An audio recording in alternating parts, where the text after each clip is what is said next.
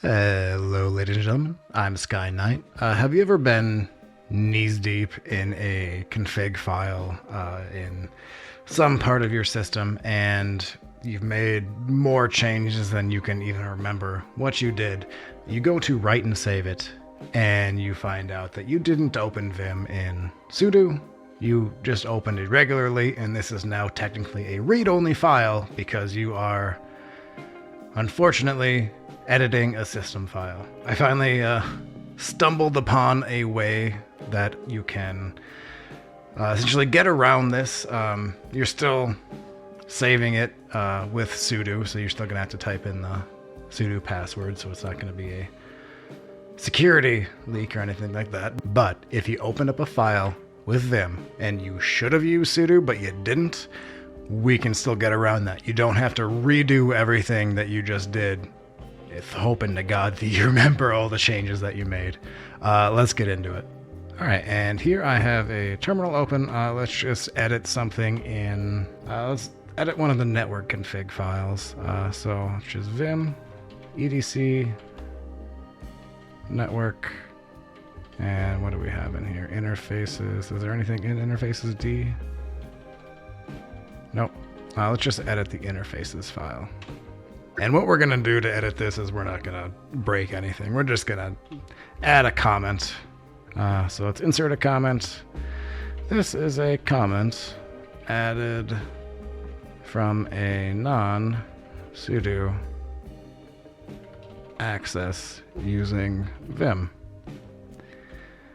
So we tried to write that, and we get, oh, read-only option. Well, add exclamation mark to override.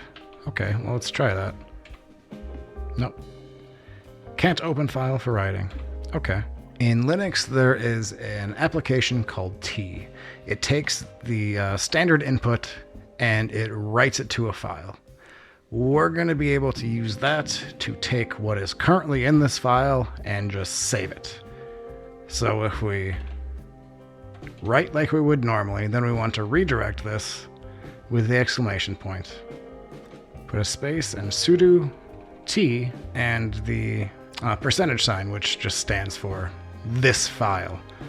So essentially what we're doing is we're writing this file to a buffer. We're sending this buffer to T over standard input, and T is writing it to the file called whatever this is, /etc/network/interfaces, which is just shorthand for this percentage sign. So if we write, it'll ask for sudo password, and it'll prompt you, warning, file has been changed and the buffer was changed in Vim as well. It's kind of expected. That's what we literally just did. Now we want to load the file to actually confirm that the changes are there. So L to load and enter, and you'll see that this comment is still here. If we quit out and Vim into it again, you'll see that it's still there. Now to remove it, I'll just take it out with a quick dd write, and we're still in write only because I didn't use sudo again. So let's write, redirect into sudo t with this file name, and load it, and there you go. Now it's gone.